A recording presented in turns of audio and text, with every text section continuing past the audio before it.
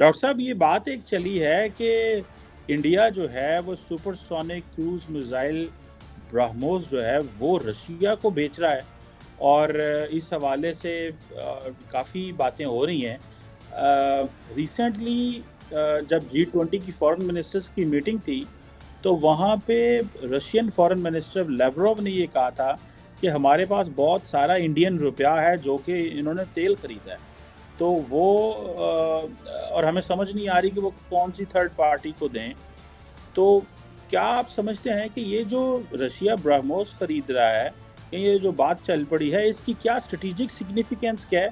और दूसरा, आप इसको इस एंगल से भी देख रहे हैं कि इंडियन रुपए से ही ब्रह्मोस जो है वो खरीद रहे हैं Russians? What do you make of that sir? देखिए, मतलब रिपोर्ट्स थोड़े क्लैरिटी नहीं है रिपोर्ट्स में, जो अखबारात में मैं पढ़ा हूँ स्पेकुलेशन ज़्यादा है, रिपोर्ट्स कम है। ये बात सही है कि शुरू में रूबल ट्रेड के तहत बहुत सारा तेल इंडिया ने रुपीस से ख़रीदा है रशिया से, जिसकी वजह से रशिया के पास बहुत सारे रुपये पड़े हुए हैं जो वो और कहाँ चलेंगे, right? They are not going to work anywhere else. तो इंडिया से कुछ एक्सपोर्ट्स नहीं हो रहे ज़्यादातर, मतलब सो अब ये है कि at least China is exporting a lot to Russia, जो नॉन डुअल टेक्नोलॉजी और नॉन वेपन्स रिलेटेड चीज़ें हैं। वेस्ट में काफ़ी शिकायतें हो रही हैं कि बास चीज़ें जो चाइना बेच रहा है और काइंड ऑफ अब ऐसा हो गया कि अगर आपने कपड़ा भी बेच दिया रशिया को, और अगर वो उस कपड़े के वो यूनिफॉर्म बना लेते हैं, तो आप कहने लगेंगे कि you are helping the war effort.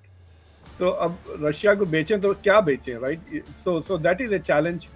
और पहले भी इंडिया के एक्सपोर्ट्स अगर जंग से पहले अगर देखें तो दे वर नॉट वेरी हाई, मतलब कुछ चंद $100 मिलियन के थे। तो जून में एक रिपोर्ट, जापानीज जो न्यूज़पेपर है, उसने रिपोर्ट लिखी थी कि Russia is buying back it's weapons from the countries it has sold, और उसमें म्यांमार और इंडिया पे फोकस किया था। तो कोई एक अमेरिकन कंसल्टिंग फर्म है, पता नहीं रिसर्च फर्म या इंटेलिजेंस फर्म, जिसने जो कस्टम्स के जो डेटा होता है, उस कस्टम्स के डेटा पर को स्टडी कर कर दे हैड फाउंड आउट कि कई चीज़ें रशिया को वापस जा रही हैं। तो उसको उन्होंने फॉलो अप किया, तो पहले तो जवाब ये आया कि चीज़ें जो है सो वारंटी के तहत जो रशिया ने बेची है और वारंटी के तहत सर्विस के लिए वापस जा रहे हैं। लेकिन जो क्वांटिटी इतनी ज़्यादा थी कि दे आर वेरी सस्पिशियस कि Russia is buying back the weapons जो उसने म्यांमार और इंडिया को सप्लाई किया था वापस। देखिए, इस जंग में फॉर एग्जांपल अभी तो सो कॉल्ड यूक्रेनियन ऑफेंसिव चल रहा है, और जो इश्यूज निकल रहे हैं, जब खास तौर से जब बाइडेन ने अनाउंस किया कि he is going to sell cluster bombs, तो उन्होंने क्लस्टर बॉम्ब्स की जो बात की, उसका जो जस्टिफिकेशन दिया जा रहा है कि एम्यूनिशन ख़त्म हो गया था, तो यूक्रेन के पास दे डोंट हैव एम्यूनिशन। हालांकि कितने बड़े इंडस्ट्रियल पावर्स, कनाडा, बरतानिया, यूएस, जर्मनी, जापान, ये सारे के सारे, साउथ कोरिया भी अब मदद कर रहा है यूक्रेन की, they are supplying weapons to Ukraine, ammunition Pakistan के पास से भी बेसिक एम्यूनिशन, गोली बारूद वगैरह सारे की चीज़ें जा रही थी यूक्रेन को।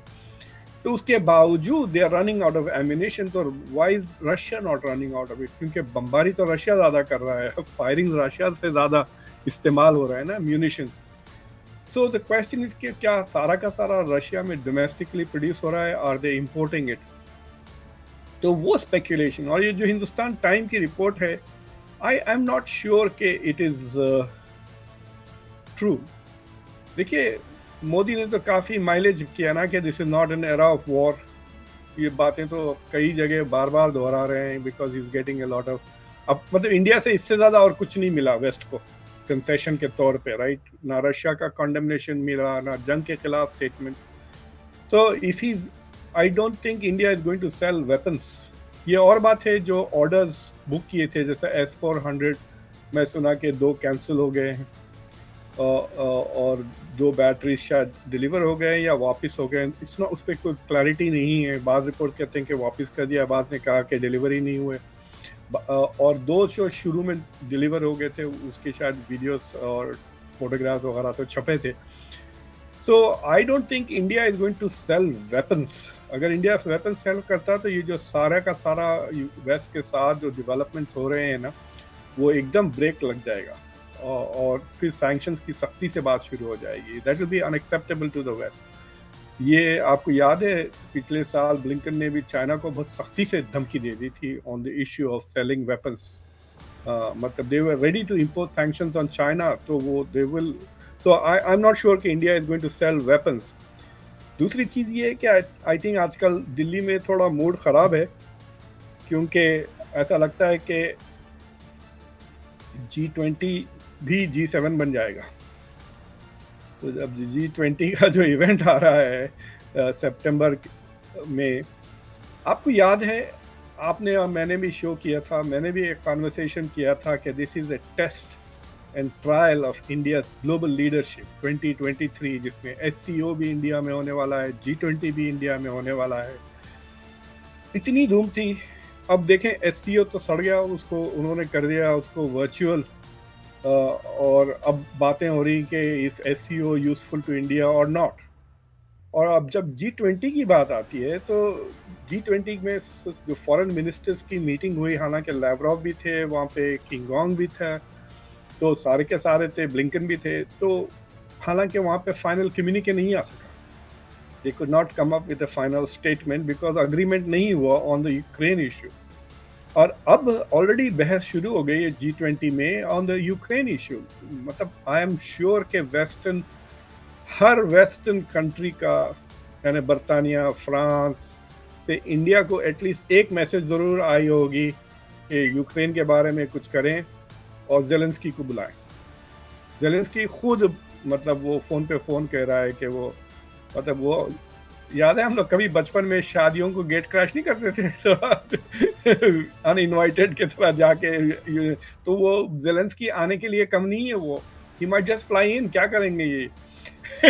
सो आई थिंक अगर वो आता है तो पूरा का पूरा जो इंडिया का जो एजेंडा है वो तो पूरा पानी फिर जाएगा। उसका जो ग्लोबल साउथ का एजेंडा, डेवलपमेंट का एजेंडा, कनेक्टिविटी, एनवायरमेंट, वो सारे जाके it will be just about condemning Russia, it will be about Ukraine के लिए आप क्या कर रहे हैं, यूक्रेन के लिए आप क्या कर रहे हैं। तो सारी दुनिया का एजेंडा ख़त्म और यूक्रेन का शुरू हो जाएगा। देखिए ये रशिया ने जो डील कैंसिल की है ना, फूड की सप्लाई, जो ग्रेन का सप्लाई, उससे अब ग्लोबल साउथ में फिर फूड क्राइसिस शुरू हो जाएगी। So you going to witness some kind of exact food insecurity कहते हैं। अब ये बेहतर लफ्ज़ है, मतलब अगर है भी तो कल का पता नहीं, आज का है लेकिन कल का पता नहीं। उससे फिर दोबारा इन्फ्लेशन बढ़ जाएगा, फिर उसके बाद फिर इकोनॉमीज फिर एकदम मतलब रिसेशन की तरफ बढ़ने लगेंगी। तो ये सारा crisis will be happening by the time G20 होता है। फिर वहाँ पे फिर ग्लोबल साउथ की बात नहीं करेंगे, फिर यूक्रेन की बात करेंगे। तो I think this G20 could fail. It's also a test of how much India can push back against the West. और I'm not sure कि पुतिन आएगा G20 के लिए, but Xi Jinping will be there. अच्छा doctor साहब, ये जो आपने G20 की बात की, मैं अभी देख रहा था कि G20 मीटिंग हुई है इंडिया में, और वो basically economic and finance policy makers जो हैं उनकी G20 की मीटिंग हुई है, और वहाँ पे भी कंसेंसस पैदा नहीं हो सका, और जो जॉइंट स्टेटमेंट है वो नहीं आ सकी क्यों, ऑन यूक्रेन की वजह से। और चाइना और रशिया जो हैं they are still adamant on that. India जो है उसकी पोजीशन वो न्यूट्रल और डिप्लोमेटिक वे। तो आप जो G20 की बात कर रहे हैं कि उसका G20 कुड बी SCO, तो ये जो अभी फॉर एग्जांपल ये जो डिस्कशन अभी उधर गुजरात में हुई है G20 की economic and finance policy makers की, आपको लगता है कि ये बेसिकली टोन सेट कर रही है एक फाइनल जो इवेंट होने वाला है उसकी? देखिए ऑलरेडी डिस्कशंस तो शुरू हो गए ना इसके G20 के जो समिट का जो मेन इवेंट है। सो आई मीन देखिए इलेक्शन अमेरिका में भी हो रहे हैं। बाइडेन का फॉरेन पॉलिसी आप मुझे बताएं, यूक्रेन को छोड़ के और क्या अचीवमेंट है? इंडिया है।